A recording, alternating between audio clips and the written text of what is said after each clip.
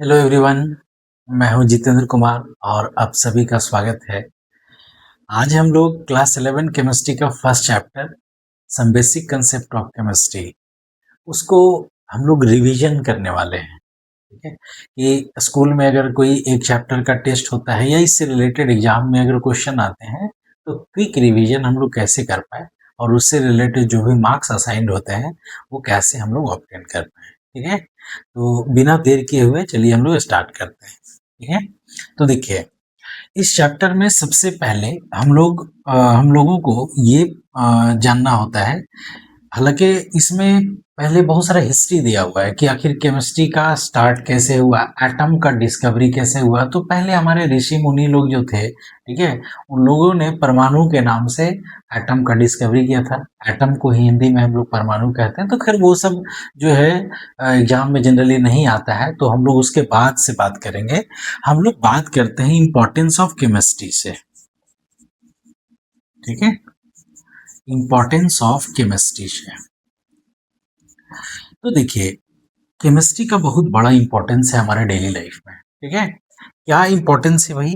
तो देखिए जो भी चीज सबसे बड़ा इंपॉर्टेंस ये होता है कि मान लीजिए जितने सारे खाने पीने का चीज है वो सभी में हम लोग सबसे पहले ये चेक करते हैं कि इसमें गुड केमिकल है कि बैड केमिकल है। ठीक है, अगर गुड केमिकल है देन ओके, अदरवाइज अगर बैड केमिकल है तो उससे हम लोग अवॉइड करने का कोशिश करते हैं। ठीक है, चाहे वो अब जो भी चीजें हैं। तो इसीलिए जहाँ केमिकल वर्ड आ गया इसका मतलब है कि कहीं ना कहीं वो केमिस्ट्री से ही रिलेटेड है।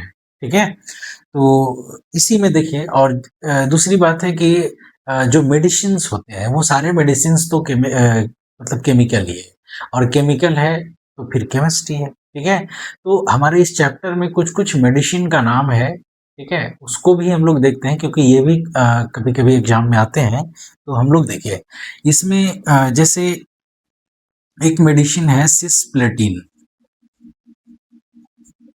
ठीक है, सिस्प्लेटिन। सिस्प्लेटिन जो है जनरली जैसे सिस और ट्रांस होता है ना, दो फॉर्म, तो उसी तरीके से सिस्प्लेटिन में सिस और इसका फॉर्मूला अगर हम लोग बात करें तो NH3 का होल 2 और Cl2, ये कॉम्प्लेक्स कंपाउंड होता है। आप क्लास 12 में जाएंगे तो आपको पता चलेगा ये सिस्प्लेटिन।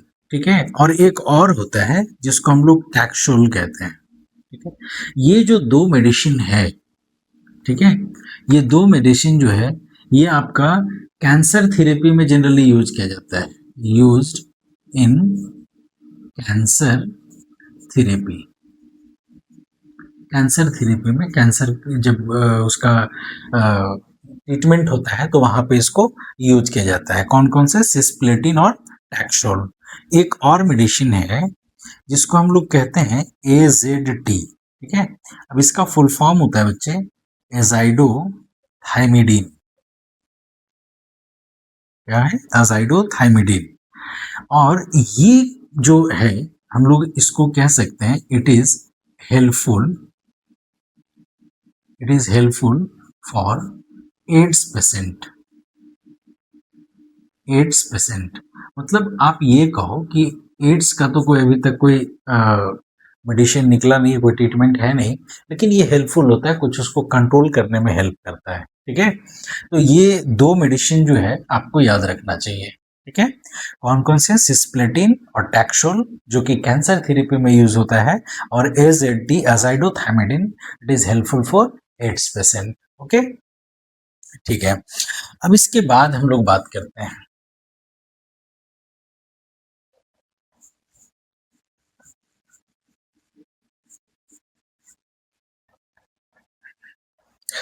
इसके बाद है बच्चे मैटर, या कहें क्लासिफिकेशन ऑफ मैटर।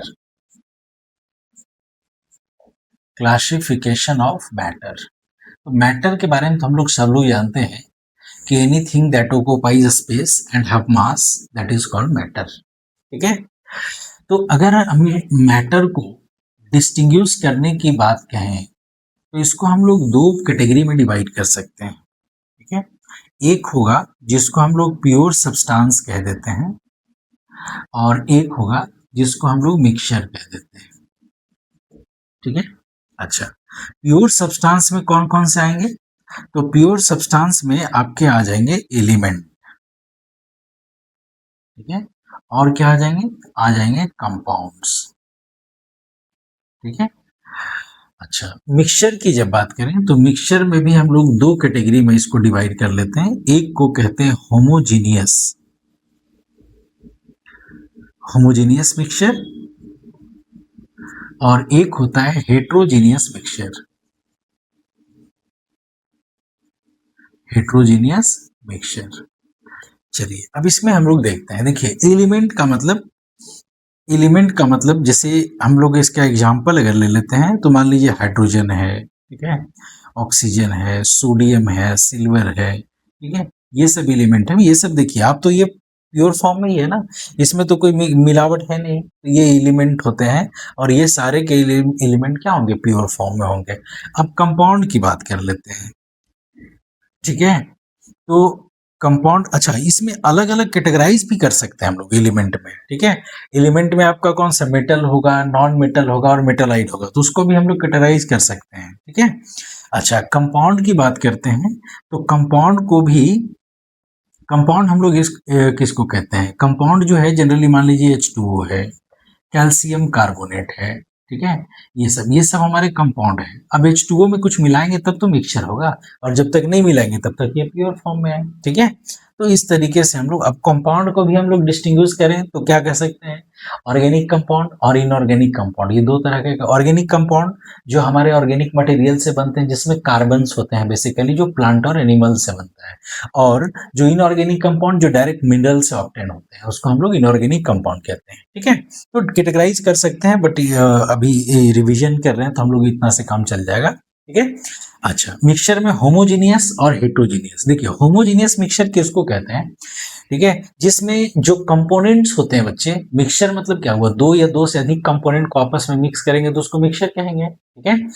तो अगर दो कंपोनेंट को आपस में मिक्स किए और वो पूरी तरह से डिजॉल्व हो जाए, या ऐसा मिल जाए कि दोनों का कंपोजिशन जो है वो एक हो जाए, मतलब जैसे मान लीजिए कि हम लोग बात कर लेते हैं, शुगर को वाटर में डाल दिए, तो शुगर को वाटर में डाल दिए तो वाटर और शुगर, शुगर फिर उसमें थोड़े ना पता चलेगा, वो तो पूरा मिक्स हो गया। तो मिक्स हो गया, इसका मतलब है कि उसको हम लोग होमोजीनियस कंपोजिशन कहेंगे, ठीक है।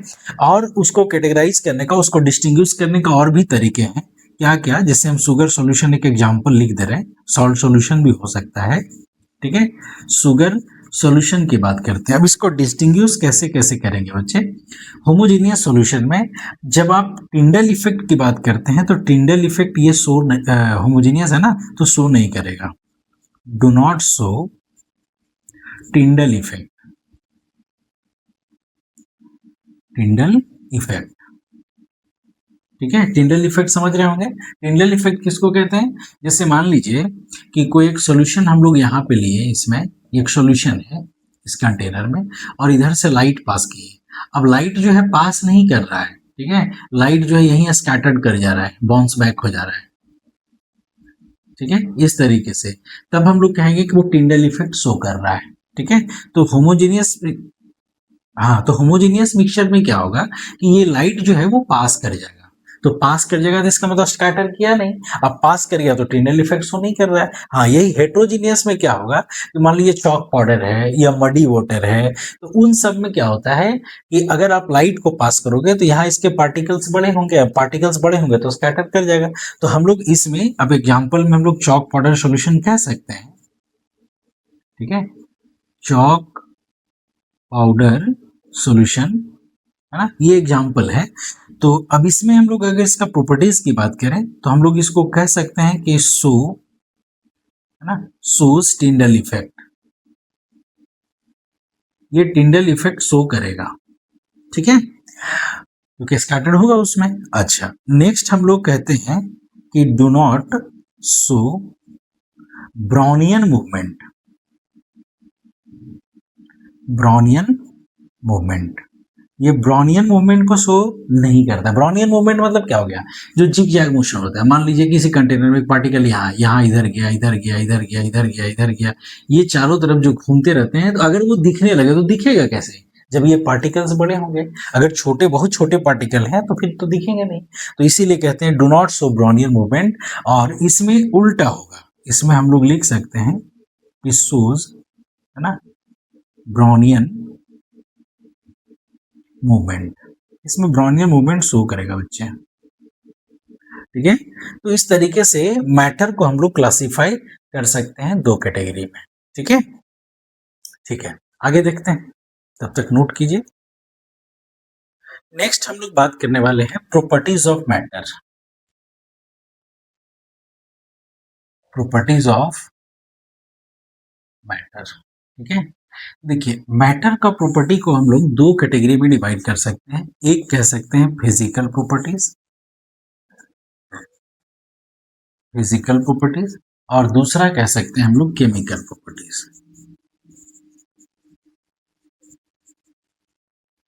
ठीक है। फिजिकल प्रॉपर्टीज और केमिकल प्रॉपर्टीज, ठीक है। अब देखिए, फिजिकल प्रॉपर्टीज में क्या होता है कि मैटर जिस चीज से भी बना हुआ है, ठीक है, वो सब्सटेंस, उसके मॉलिक्यूल्स जो है वो डिस्ट्रॉय नहीं होते हैं या चेंज नहीं होते हैं, यू कैन से। और केमिकल प्रॉपर्टीज में क्या होते हैं कि जो मॉलिक्यूल्स जिससे वो कोई भी सब्सटेंस बना हुआ है वो चेंज कर जाते हैं, ठीक है। तो जैसे हम लोग फिजिकल प्रॉपर्टी की अगर बात करें, तो फिजिकल प्रॉपर्टी में हम लोग जैसे कलर, ठीक है, colour, density,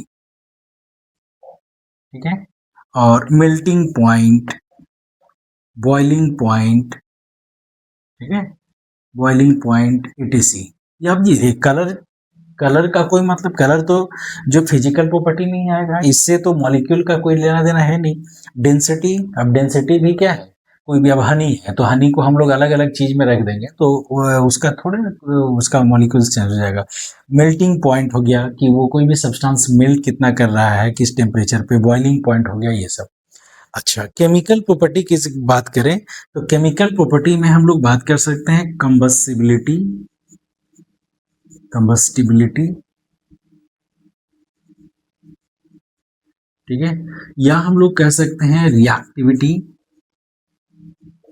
with acids and bases, और भी बहुत सारी चीजें हैं, है कि नहीं।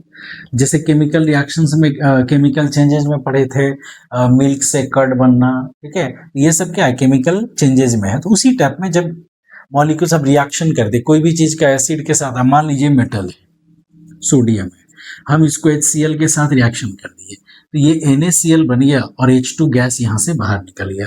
अब ये देखिए, यहाँ सोडियम अकेले था और यहाँ पे क्या हो गया कि अब ये सोडियम का पार्टिकल तो नहीं रहा, उसके साथ कंबाइन कर गया, है कि नहीं। तो ये अलग है, इसका नेचर अलग होगा, इसका नेचर अलग होगा, ठीक है।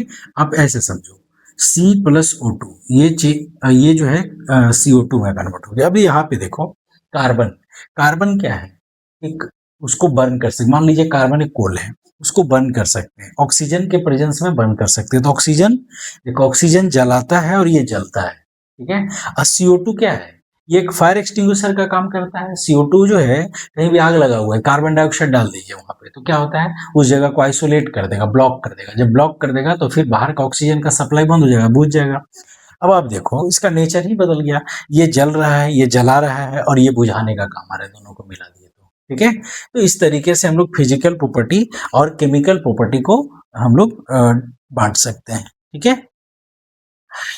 चलिए, अब इंटरनेशनल सिस्टम ऑफ यूनिट की बात कर लेते हैं हम लोग थोड़ा सा। इंटरनेशनल सिस्टम ऑफ यूनिट, जिसको हम लोग SI यूनिट कह देते हैं, है कि नहीं। तो देखिए, इसमें क्या है, टोटल 7 SI यूनिट होते हैं बच्चे, ठीक है, जिसको पूरा इंटरनेशनल में वही चलता है, मेन जो यूनिट है, ठीक है। तो वो कौन कौन से हैं, तो सबसे पहले हम लोग बात कर लेते हैं लेंथ का, ठीक है। अब लेंथ को L से रिप्रेजेंट करते हैं, और इसका अगर हम यहाँ पे यूनिट की बात कर दें, SI यूनिट, ठीक है, SI यूनिट, और इस जगह पे हम लोग अगर कर दें base physical quantity, base physical quantity, ठीक है ना। तो इसको देखिए, लेंथ का SI यूनिट क्या होता है, मीटर, मीटर को M से हम लोग रिप्रेजेंट करते हैं, ठीक है। लेंथ के बाद अगर हम लोग मास की बात करें, ये फर्स्ट हो गया, ये सेकेंड हो गया, मास को रिप्रेजेंट करते हैं, इसका kg हो जाएगा। थर्ड है टाइम, ठीक है, टाइम का क्या होगा बच्चे, सेकेंड, तो सेकेंड को SEC या फिर सिंपल S भी लिखते हैं, ठीक है। तो लेंथ हो गया, मास हो गया, टाइम हो गया, ठीक है। उसके बाद हम लोग बात करते हैं इलेक्ट्रिक करंट का। इलेक्ट्रिक करंट, ठीक है। अब इलेक्ट्रिक करंट का एम्पियर होता है, एम्पियर को हम लोग A से रिप्रेजेंट करते हैं, ठीक है। 5 की अगर बात करें तो थर्मोडायनेमिक टेम्परेचर हो गया, सिंपल टेम्परेचर भी कह सकते हैं हम लोग, थर्मोडायनेमिक टेम्परेचर, ठीक है। तो थर्मोडायनेमिक टेम्परेचर का क्या होता है बच्चे, केल्विन। केल्विन को हम लोग K से रिप्रेजेंट करते हैं, ठीक है। और 6 है amount of substance. Amount of substance, इसका अमाउंट ऑफ सब्सटेंस का जो SI यूनिट है वो मोल होता है, ठीक है। MOL लिखते हैं यूनिट के रूप में। अच्छा, 7 है ल्यूमिनस इंटेंसिटी। ल्यूमिनस इंटेंसिटी, और ल्यूमिनस इंटेंसिटी का होता है कैंडेला। CD से उसको रिप्रेजेंट करते हैं, ठीक है। तो ये हमारे 6 बेसिक क्वांटिटी है, हालांकि सबका अलग अलग डेफिनेशन होता है, तो डेफिनेशन जनरली नहीं पूछा जाता है। जैसे मान लीजिए हम लोग लेंथ का ही बात करें तो लेंथ का डेफिनेशन, लेंथ का ऐसा यूनिट मीटर। अब लेंथ की बात करें, लेंथ तो 1 मीटर अगर आपको बोल दिया जाए कि बताइए 1 मीटर कितना लेंथ को कहते हैं, तो क्या बोलेंगे आप। तो देखिए 1 मीटर लेंथ को हम लोग डिफाइन करने के लिए क्या करते हैं, देखिए वेलोसिटी ऑफ लाइट कितना होता है बच्चे, 3 into 10 to the power 8 metre per second, मतलब 1 सेकेंड में इतना। तो हम लोग कह सकते हैं ना कि डिस्टेंस ट्रेवल्ड बाय लाइट, ठीक है, distance travelled by light in 1 second, ठीक है, इन 1 सेकेंड इक्वल टू, इसको ऐसे लिखिए, डिस्टेंस ट्रेवल्ड या कवर्ड को, कवर्ड बाय लाइट, ठीक है, in 1 second equal to 3 into 10 to the power 8 metre, है कि नहीं। तो 1 सेकेंड में इतना मीटर ट्रेवल करता है, ठीक है। तो फिर 1 मीटर कितना में करेगा, तो हम लोग इसको उल्टा कर करके कहें कि therefore 3 into 10 to the power 8 metre light जो है 1 सेकेंड में ट्रेवल कर रहा है, ठीक है। देयरफॉर 1 मीटर लाइट कितना में ट्रेवल करेगा, तो 1 upon 3 into 10 to the power 8 metre, 3 into 10 to the power 8 second में, मतलब जो इतना मीटर, 1 मीटर की बात हो रही है ना, ठीक है, 1 मीटर की बात हो रही है। तो देखिए इतना सेकेंड में, ठीक है, इतना सेकेंड में जो लाइट जितना दूर ट्रेवल करेगा उसी को हम लोग क्या बोलेंगे, 1 मीटर। ये तो बहुत कम सा टाइम हो गया ना, इसको डिवाइड करोगे तो कितना आ जाएगा, 0.33 और into 10 to the power minus 8 second, मतलब इतना सेकेंड में, है ना, जितना लाइट ट्रेवल करता है उसको क्या बोलते हैं, 1 मीटर लेंथ, ठीक है। इसी तरीके से सबका अलग अलग अपना डेफिनेशन है, तो उतना हम लोगों को जानना नहीं है, ठीक है। चलिए अब नेक्स्ट हम लोग बात कर लेते हैं,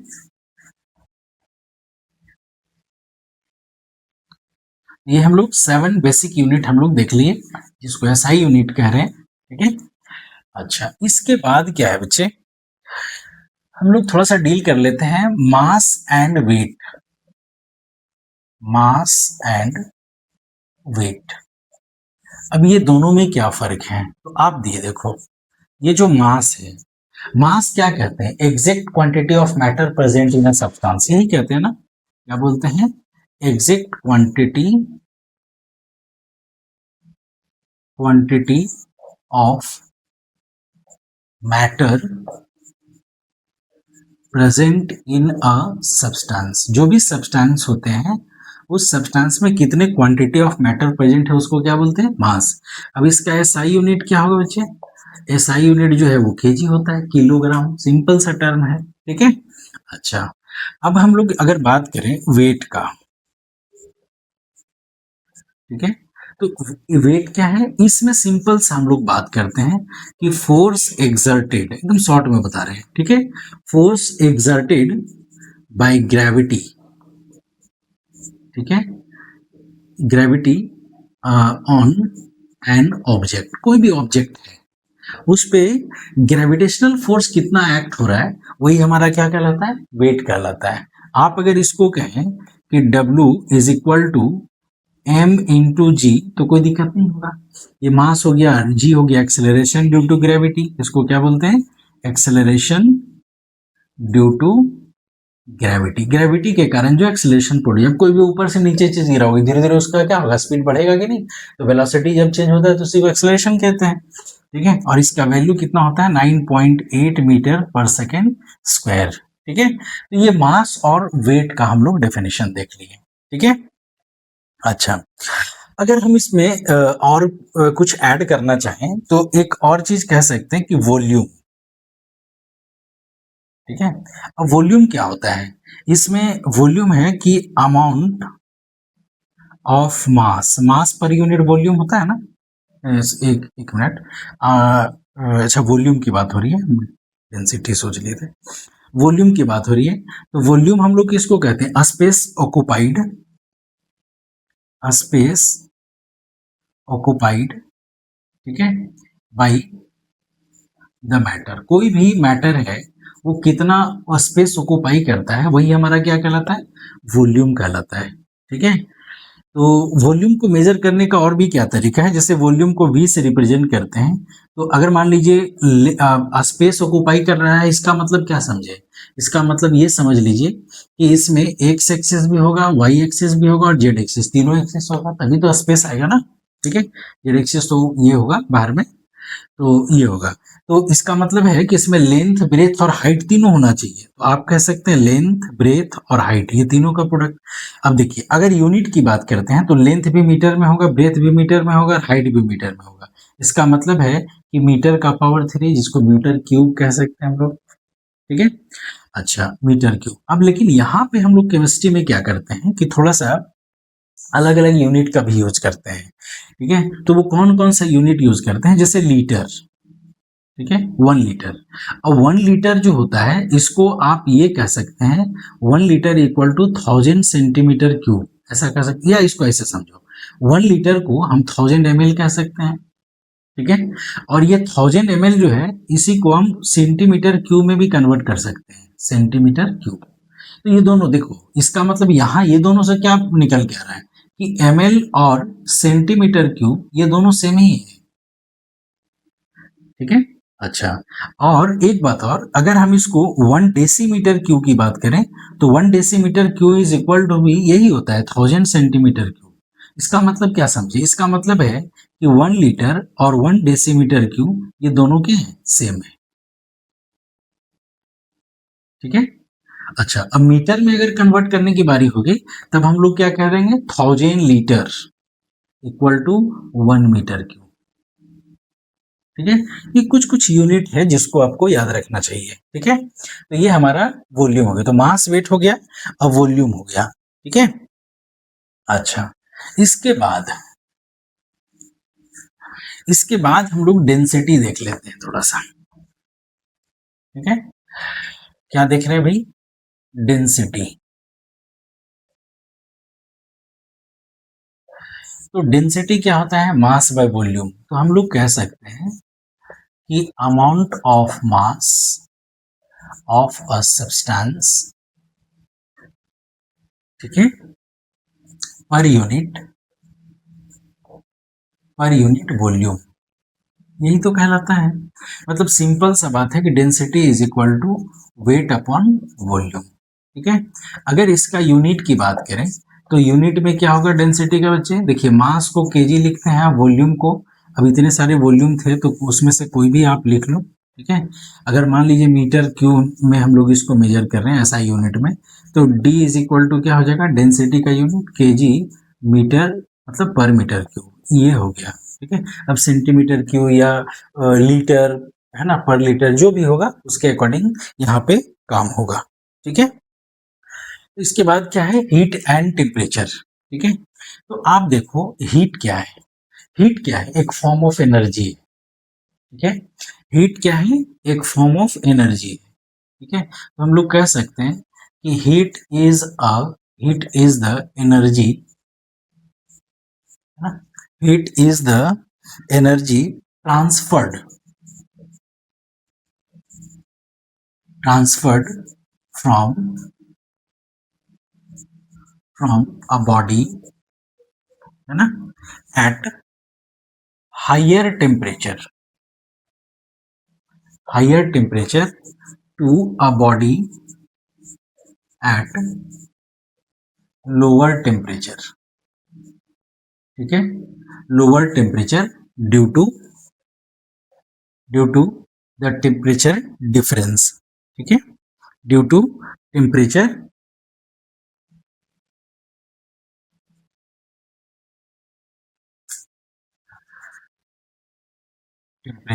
डिफरेंस, ठीक है।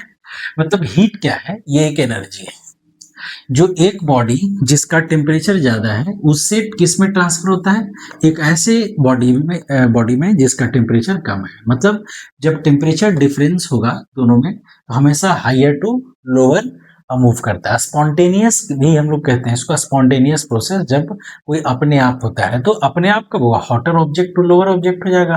कभी भी लोअर मतलब जो कोल्डर ऑब्जेक्ट होगा, hotter object to colder object, sorry. तो यहाँ पे कोई भी कभी भी कोल्डर ऑब्जेक्ट से हॉटर ऑब्जेक्ट की तरफ तो नहीं जाएगा। पानी नीचे से ऊपर नहीं आता है, ऊपर से नीचे खुद आता है, ठीक है। तो ये हो गया। अब इसका एसआई यूनिट की अगर हम लोग बात करेंगे तो एसआई यूनिट क्या होता है, जूल, है ना, क्योंकि एनर्जी का तो जूल ही होता है, तो हम लोग इसको जूल कह सकते हैं। अच्छा, और टेम्परेचर क्या है, देखिए टेम्परेचर क्या है, एक फिजिकल क्वांटिटी, ठीक है। टेम्परेचर को हम लोग क्या बोलेंगे कि इट इज अ फिजिकल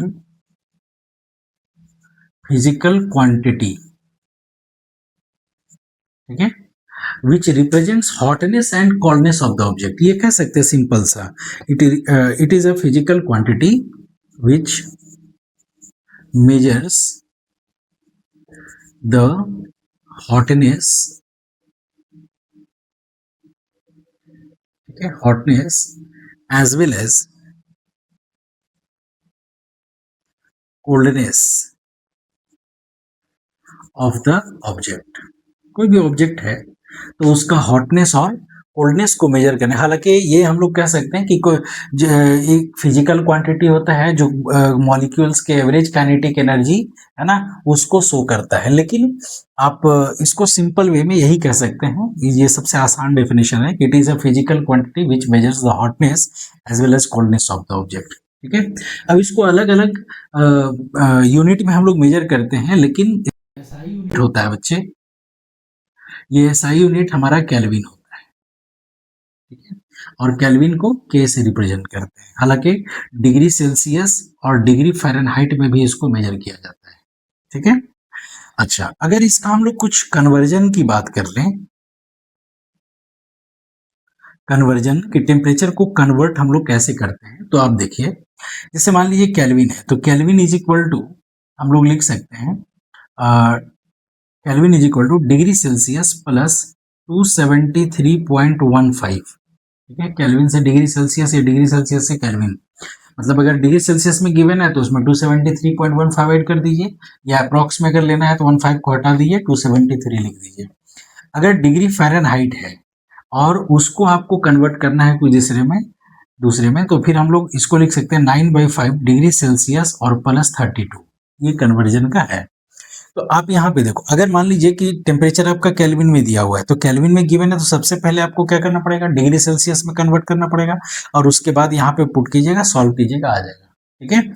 जैसे मान लीजिए यहाँ पे हम एक क्वेश्चन लेते हैं, ठीक है, सिंपल सा क्वेश्चन, कोई भी, ये तो कन्वर्ट करना आसान है, इसको तो कन्वर्ट कर लेंगे आप। एक क्वेश्चन है कि एट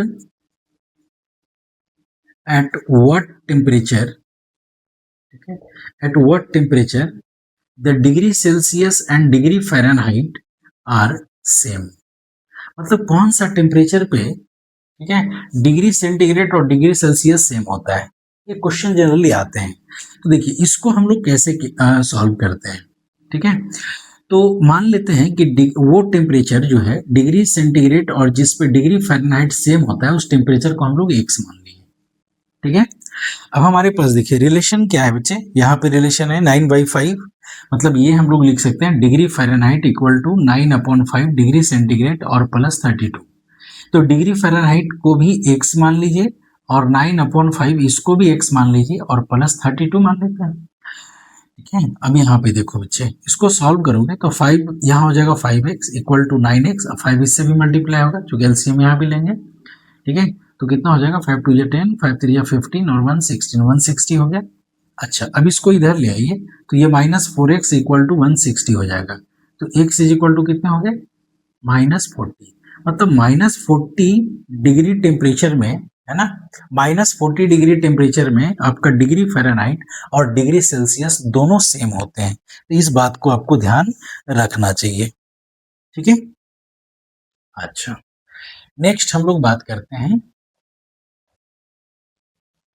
हीट और टेम्परेचर भी हम लोग देख लिए, हालांकि टेम्परेचर कन्वर्जन में आता है, ठीक है, एग्जाम में आपका, और ये इंपॉर्टेंट है कि कौन सा टेम्परेचर पे डिग्री सेल्सियस और डिग्री फ़ारेनहाइट सेम होते हैं। तो वो कौन सा टेम्परेचर है, -40 डिग्री। ठीक है। अगर एमसीक्यू आएगा तब तो डायरेक्ट बना लोगे, और अगर एमसीक्यू नहीं आता है, अगर 2 मार्क्स का क्वेश्चन आता है तो आपको सॉल्व करके दिखाना पड़ेगा। ठीक है।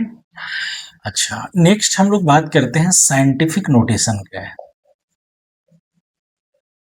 साइंटिफिक नोटेशन, अब ये साइंटिफिक नोटेशन क्या है, बड़ा सिंपल सा टर्म है कि कोई भी नंबर है तो उसको n इंटू 10 का पावर n में लिख दो, ये हमारा साइंटिफिक नोटेशन होगा। ठीक है। जैसे कोई बड़ा बड़ा नंबर होता है, जैसे मान लीजिए हम लोग यहाँ लिखे 0.030000000.0 ऐसे कुछ लिख दिए। ठीक है। अब ये तो इतना ही जीरो है, और भी जीरो हम लोग लगा सकते हैं।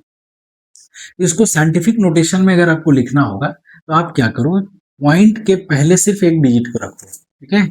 अब बाकी जीरो जो है वो लगाना है, लेकिन उतना जीरो सबका मतलब तो एक ही होता है, तो हम इसको लिख सकते हैं 3.0 इंटू 10 का पावर में बाकी हम लोग लिख देंगे। तो देखिए पॉइंट कहाँ पे, यहाँ पे है, कितने डिजिट इधर लाए हमने, 1 2 3 4 5 6 7 8, इसका मतलब 10⁸ लिख सकते हैं।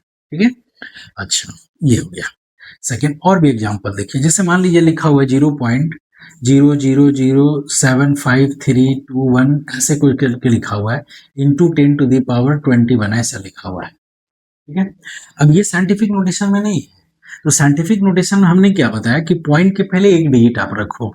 तो अब यहाँ पे देखो फर्स्ट नॉन जीरो डिजिट कौन है, 7, तो हम लोग लिख सकते हैं 7.5321। ठीक है। और इंटू 10⁻, अब यहाँ देखिए 20 है, और ये पॉइंट हम लोग यहाँ पे ले गए, इसका मतलब है कि ये नंबर पहले छोटा था, अब इस नंबर को हम बड़ा कर रहे हैं, इसका मतलब है कि माइनस में हमको वहां पे इंटू करना पड़ेगा। तो 10 का पावर 21 था, इंटू 10 का पावर 1 2 3 4 डिजिट लेके तो -4 लिखना पड़ेगा। अब यहाँ पे 7.5321 इंटू 10⁻, ये कितने हो जाएंगे बच्चे, 17, ये आंसर हो गया। तो साइंटिफिक नोटेशन हम लोग इस तरीके से लिखते हैं। अब उम्मीद करते हैं कि समझ में आ गया होगा, मतलब इसमें ध्यान ये रखना है कि कोई भी नंबर हो, पॉइंट के पहले आपको एक डिजिट लाना है। ठीक है। चलिए, साइंटिफिक नोटेशन भी हम लोग देख लिए। अच्छा, इसके बाद साइंटिफिक नोटेशन के बाद जो है हमारे पास आते हैं सिग्निफिकेंट फिगर। क्या आते हैं, सिग्निफिकेंट फिगर। ठीक है। अब देखिए सिग्निफिकेंट फिगर में क्या होता है बच्चे, कि सिग्निफिकेंट फिगर जो होते हैं, ठीक है, वो एक तरह से कह सकते हैं कि आ, मतलब कोई एक्सपेरिमेंट करते हैं तो उसका जो वैल्यू आता है, ठीक है, तो वो जो वैल्यू आता है तो वो वैल्यू तो अलग अलग हो सकता है। ठीक है। लेकिन बहुत क्लोज वैल्यू जो होते हैं, ठीक है, तो बहुत क्लोज वैल्यू में हम लोग ये कह सकते हैं कि लास्ट का जो डिजिट होगा सिर्फ उसमें अगर थोड़ा बहुत वेरिएशन है तो फिर हम लोग मान लेते हैं कि वो रिजल्ट एक्यूरेट है, सही है। लेकिन अगर पूरा वैल्यू चेंज होगा तो वो नहीं होगा। तो लास्ट वैल्यू सिर्फ चेंज है तो उसको हम लोग सिग्निफिकेंट फिगर में कंसीडर करके और उसको आंसर को सही कर देते हैं। मतलब आप समझिए पहले सिग्निफिकेंट फिगर क्या है, कि सिंपल से हम लोग कहते हैं सर्टेन ऑल सर्टेन डिजिट, सारे डिजिट सर्टेन होंगे, प्लस, ठीक है, one last uncertain digit, uncertain digit. अब ये समझ में आ गया होगा कि सिर्फ लास्ट डिजिट का ही प्रॉब्लम है। लास्ट डिजिट जो है वही आपका डिफरेंस होना चाहिए, बाकी सब सेम होना चाहिए। ठीक है, जैसे मान लीजिए यहाँ पे हम लिखे 1.932, यहाँ लिखे 1.933, यहाँ लिखे 1.934। अब यहाँ से देखिए ये तीनों डिजिट जो है सेम है, लेकिन लास्ट का डिजिट यहाँ 2 है, यहाँ 3 है, यहाँ 4 है, तो ये चेंज कर गया। तो हम इसको भी सिग्निफिकेंट फिगर 4 कहेंगे, इसको भी 4 कहेंगे और इसको भी 4 कहेंगे। ठीक है, लेकिन अगर बीच में अगर चेंज हो जाता है तो फिर ये वैल्यू हमारा गड़बड़ हो जाएगा। ठीक है, तो वो फिर हम लोग इन सब नंबर को सिग्निफिकेंट फिगर में काउंट नहीं कर पाएंगे। ठीक है, तो ये बात ध्यान में रखना है। अच्छा, तो देखिए सिग्निफिकेंट फिगर को काउंट करने के लिए या लिखने के लिए कुछ रूल्स होते हैं। अब वो रूल्स कौन कौन से हैं, सो आप देखिए रूल्स में क्या क्या है बच्चे। सबसे पहला है कि जितने सारे नॉन जीरो डिजिट्स होते हैं, मतलब all non zero digits, all non zero digits are significant. ठीक है, जितने सारे नॉन जीरो डिजिट हैं वो सब के सब क्या होते हैं, सिग्निफिकेंट होते हैं। ठीक है, तो अब जैसे मान लीजिए एग्जांपल में देखिए यहाँ पे लिखा हुआ है 3251 ऐसा, फिर लिखे 0.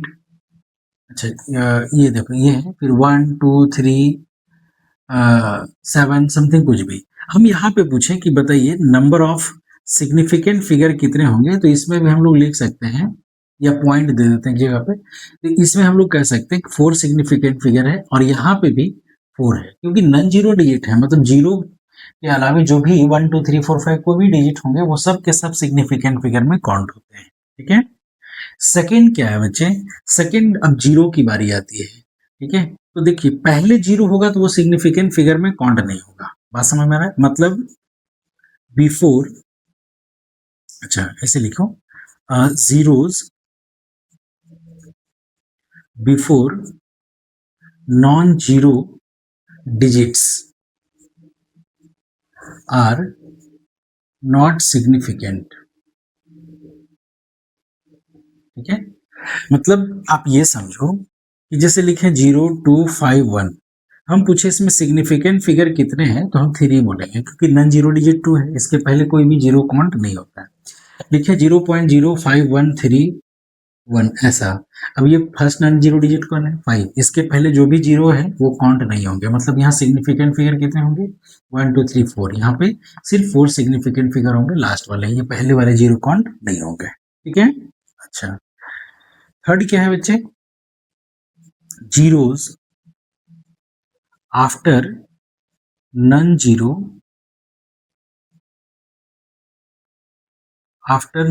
digits are significant।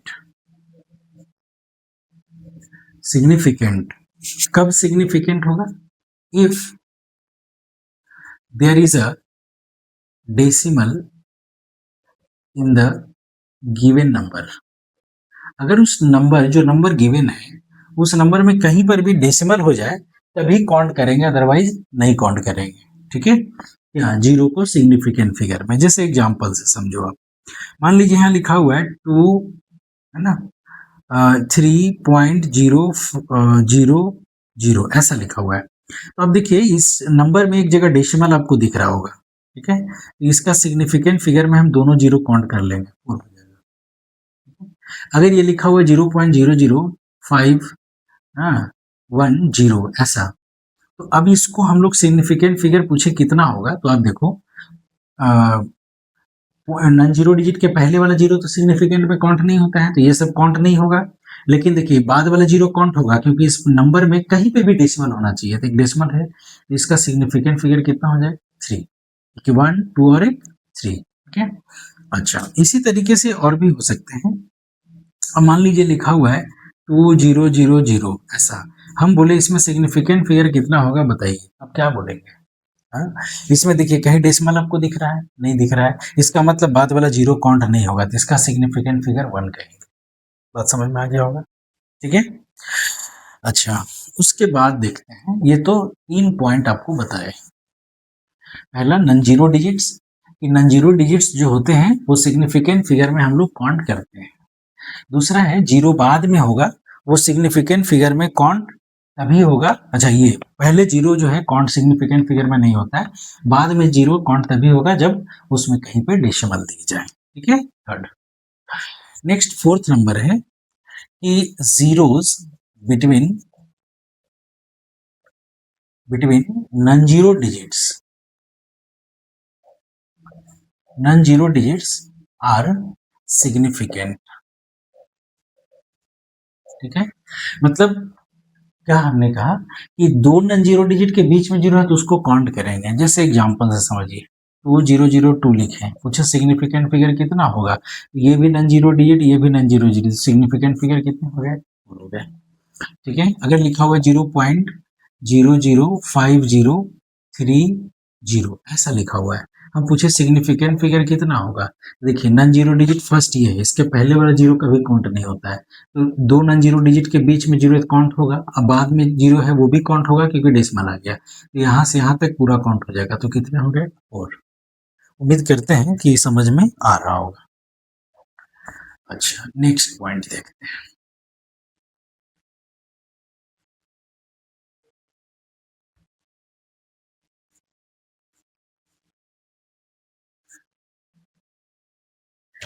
Next point क्या है, 5 नंबर। तो जीरो का तो झंझट खत्म हो गया। ठीक है, क्योंकि जीरो पहले हो सकता है, बाद में हो सकता है, बीच में हो सकता है। अब हम लोग बात करते हैं कि कोई भी काउंटिंग ऑब्जेक्ट्स है, counting objects have infinite significant figure. ठीक है, काउंटिंग ऑब्जेक्ट का सिग्निफिकेंट फिगर इनफाइनाइट होता है। जैसे एग्जांपल में देखिए आप, मान लीजिए लिखा हुआ है 20x।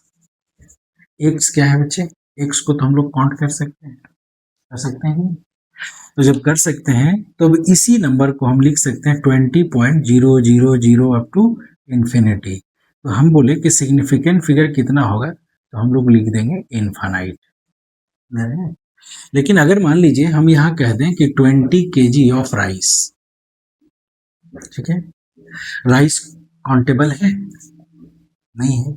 जब राइस काउंटेबल नहीं है तो फिर क्या होगा, ये पूरा जो नंबर है एक डिजिट बन के रह गया।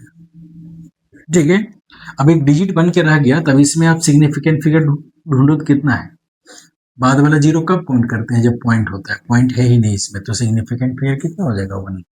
ये दोनों में डिफरेंस समझ में आ गया। ठीक है, ये काउंटेबल था इसलिए इनफाइनाइट हो गया, ये काउंटेबल नहीं था इसलिए सिर्फ एक 20 में एक ही था, है ना, डिजिट, तो उसको हम लोग लिख दिए। ठीक है, अच्छा 6 नंबर में देखो, 6 नंबर में क्या होता है कि अगर 10 के पावर में कोई भी होता है, 10 टू दी पावर n या -n, ये कुछ भी होगा, तो उसको हम लोग significant not counted in significant figure. 10 का पावर में कुछ भी होगा, सिग्निफिकेंट फिगर में काउंट नहीं करेंगे। जैसे एग्जांपल से समझो, 0.3050 इंटू 10 टू दी पावर -21। ठीक है, तो हम लोग यहीं पे सिग्निफिकेंट फिगर की बात करेंगे, इधर वाला नहीं। 10 का पावर में कुछ भी है वो नहीं होगा, इसमें काउंट कर लीजिए कितना है, 1 2 3 4, ये 4 सिग्निफिकेंट फिगर होगी। बस समझ में ना, अगर लिखा हुआ है ऐसे 50.00 इंटू 10 टू दी पावर 25, ठीक है, हम पूछे इसमें सिग्निफिकेंट फिगर आप बताओ, तो देखो पहला नॉन जीरो डिजिट ये है, इसके बाद वाला जीरो काउंट होगा कब, जब डेसिमल होगा, डेसिमल है, इसके बाद 1 2 3 4, ये टोटल 4 हो जाएंगे, तो इसका वाला तो काउंट होता नहीं है। ठीक है, तो ये 6 हम लोग यहाँ पे पढ़ रहे हैं सिग्निफिकेंट फिगर। इतने तरीके हैं आपके सिग्निफिकेंट फिगर काउंट करने का।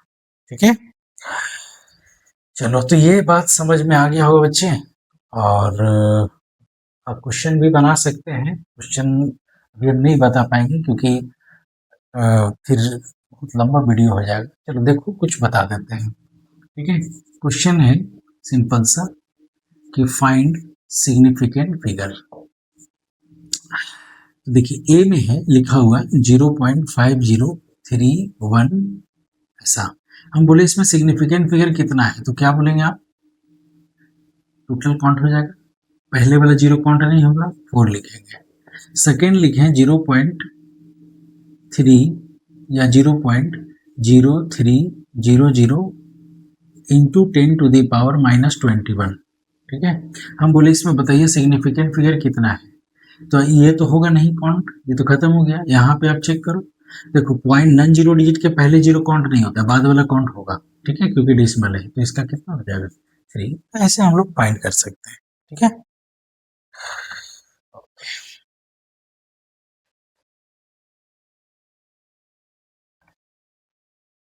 ये हो गया हमारा सिग्निफिकेंट फिगर का कुछ रूल। और भी है, अभी मल्टीप्लिकेशन डिवीजन बचा हुआ है, एडिशन सब्ट्रैक्शन बचा हुआ है, तो उसको भी हम लोग देख लेते हैं।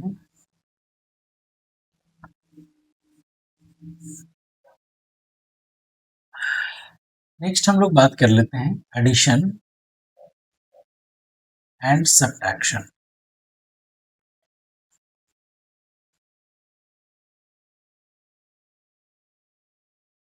एडिशन और सब्ट्रैक्शन, यहाँ पे देखिए इसमें क्या है।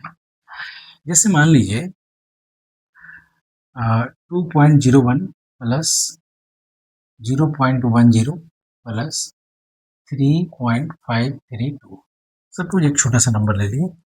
इसमें पूछा कि सिग्निफिकेंट फिगर कितने होंगे। सबसे पहले आप सबको ऐड करो। ठीक है, ऐड करोगे तो क्या आएगा बच्चे, यहाँ पॉइंट के बाद 2 डिजिट है, तो ये लिखेंगे 2, 3 और 0, है ना, 3, 0 और 1, कितना हो गया 4, फिर 5, 1, 6, ये 6 हो गया पॉइंट, और फिर यहाँ हो जाएगा 3, 3 और 2, 5, ये आ गया। तो क्या इससे सिग्निफिकेंट फिगर फाइंड करेंगे? नहीं। तो किससे फाइंड करेंगे? हम लोग क्या करेंगे कि ऊपर जो नंबर आपका दिया हुआ था, इसमें आप देखो कि पॉइंट के बाद मिनिमम कितना नंबर ऑफ डिजिट्स है। यहाँ देखिए पॉइंट के बाद 2 डिजिट है, यहाँ भी पॉइंट के बाद 2 डिजिट है, यहाँ 3 डिजिट है। तो इसमें करना क्या है, पॉइंट के बाद उतना ही डिजिट को रखना है, बाकी को हटा देना है। तो 5.64 रखेंगे, 2 को हटा देंगे। क्या बोले, समझ में आया? फिर से समझिए। हम बोल रहे हैं पॉइंट के बाद देखिए कि लोअर नंबर ऑफ डिजिट कितना है, तो इसमें 2 डिजिट है, इसमें भी 2 डिजिट है, इसमें 3 डिजिट है पॉइंट के बाद। तो इसमें 3 डिजिट आ गया, तो हम लोग एक डिजिट को हटा देंगे, पॉइंट के बाद 2 ही डिजिट रखेंगे। तो यहाँ से सिग्निफिकेंट फिगर आपको बोलेंगे कितना, बताइएगा, 3 है ना। ऐसे सब्ट्रैक्शन में भी होगा, सब्ट्रैक्ट कर दीजिए जो भी नंबर है, सब्ट्रैक्ट करने के बाद फिर देखिए पॉइंट के बाद कितना डिजिट मिनिमम है उतना रखना है, बाकी को हटा देना, उससे सिग्निफिकेंट फिगर ये समझ में आ जाएगा। अच्छा, अब हम लोग बात कर लेते हैं थोड़ा सा मल्टीप्लिकेशन का।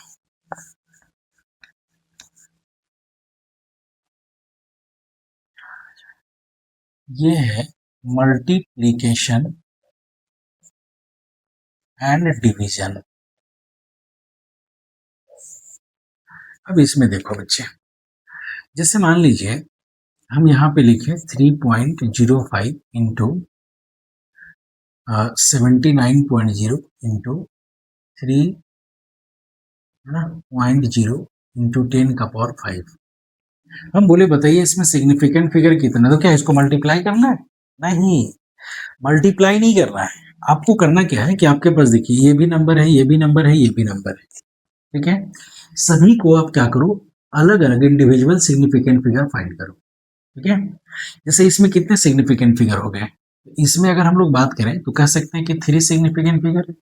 इसमें बात करें तो ये भी हमारा 3 सिग्निफिकेंट फिगर है, और इसमें कितना है, पॉइंट है, तो ये दोनों काउंट हो जाएगा, तो इसमें हम लोग कहेंगे 2 सिग्निफिकेंट फिगर है कि नहीं। इन सब में सबसे छोटा कौन होगा, 2, बस वही आंसर हो गया, कुछ कैलकुलेट नहीं करना है। ठीक है, सेकेंड देखो, अगर लिखा हुआ है 3.15 into 0.2 into 10.00 into 10⁻³ divided by 0.51 into 0.001, ऐसा लिखा हुआ है।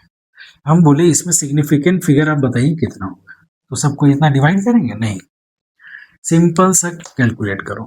इसमें देखो सिग्निफिकेंट फिगर कितना है, तो 3 होगा। इसमें सिग्निफिकेंट फिगर कितना है, तो पॉइंट के पहले वाला नॉन जीरो डिजिट के पहले जीरो काउंट होता नहीं है, तो 1 होगा। अच्छा, इसमें तो इसी से सिग्निफिकेंट फिगर निकालें, पॉइंट दिख रहा है आपको, तो इसका मतलब इसमें सिग्निफिकेंट फिगर 4 हो गया। इसमें कितने हो गए बच्चे, इसमें सिग्निफिकेंट फिगर आपका 2 हो गया, ये जीरो तो काउंट होगा नहीं, इसमें ये 0 काउंट नहीं होगा तो इसका सिग्निफिकेंट फिगर 1 है। इसमें सबसे छोटा नंबर कौन है? 1 है। यही आंसर है। मल्टीप्लिकेशन डिवीजन भी समझ में आ गया होगा। ठीक है, ये सिग्निफिकेंट फिगर तक हम लोग देख लिए। ठीक है, उसके बाद देखते हैं।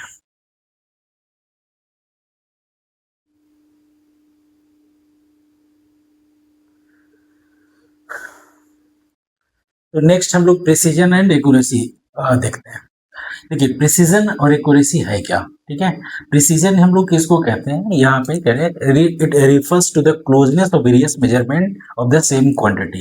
ठीक है, अब जैसे मान लीजिए कि हमारे पास एक वैल्यू था, एक वैल्यू है 2.000, है ना, इसको हम लोग ट्रू वैल्यू कह रहे हैं। ठीक है, अच्छा, अब इसका हम कोई एक ये ट्रू वैल्यू है, अगर इसके आसपास कोई वैल्यू आता है तो उसको हम लोग क्या बोलते हैं? प्रिसीजन कह सकते हैं। ठीक है, लेकिन जैसे इसके अलावे इसके आसपास मान लीजिए 2 रीडिंग लिए, यहाँ पे देखिए ये टेबल जो बना हुआ है, जैसे एक्सपेरिमेंट हुआ और एक्सपेरिमेंट में स्टूडेंट 3 स्टूडेंट्स थे, ए बी और सी। ठीक है, तीनों का मेजरमेंट है, दो एक्सपेरिमेंट किए हैं और ये दोनों को एवरेज निकाले, दोनों को सम करके 2 से डिवाइड करेंगे तो ये आ जाएगा। ठीक है, तो प्रिसीजन का मतलब ये होता है कि क्लोजनेस, ठीक है, क्लोजनेस ऑफ जो भी क्वांटिटी है उसका क्लोज में वैल्यू होना चाहिए, तो उसको हम लोग प्रिसीजन कहते हैं। ठीक है, जैसे यहाँ पे देखिए आप, यहाँ 1.95, ये 95 है, 1.95 और ये 1.93, ये बहुत क्लोज वैल्यू है। ठीक है, ये दोनों एक दूसरे के क्लोज है और इसका एवरेज निकाल रहे हैं तो 1.940 आ रहा है, ये जो कि 2 के क्लोज है। ठीक है, तो उसके क्लोजनेस में, क्लोज में अगर आ जाता है ना, तो उसके एकदम लगभग बराबर के आसपास अगर आ जाता है, बहुत कम का डिफरेंस होता है, तो उसको हम लोग प्रिसीजन कहते हैं। तो ये वैल्यू दोनों जो है ये हम लोग प्रिसीजन कहेंगे, इसको क्या बोलेंगे? प्रिसीजन। ठीक है, हाँ, एक्यूरेट नहीं कहेंगे। ठीक है, प्रिसीजन, नॉट एक्यूरेट। ठीक है, एक्यूरेट क्या होता है बच्चे?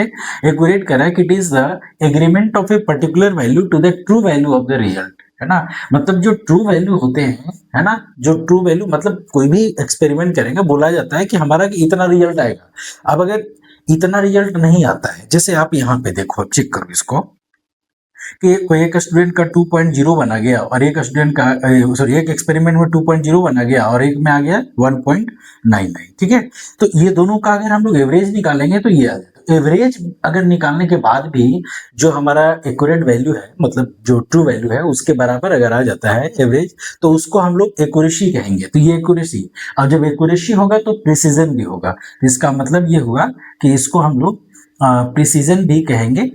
ठीक है, प्रिसीजन एंड एक्यूरेसी, ये दोनों यहाँ पे काम करेगा।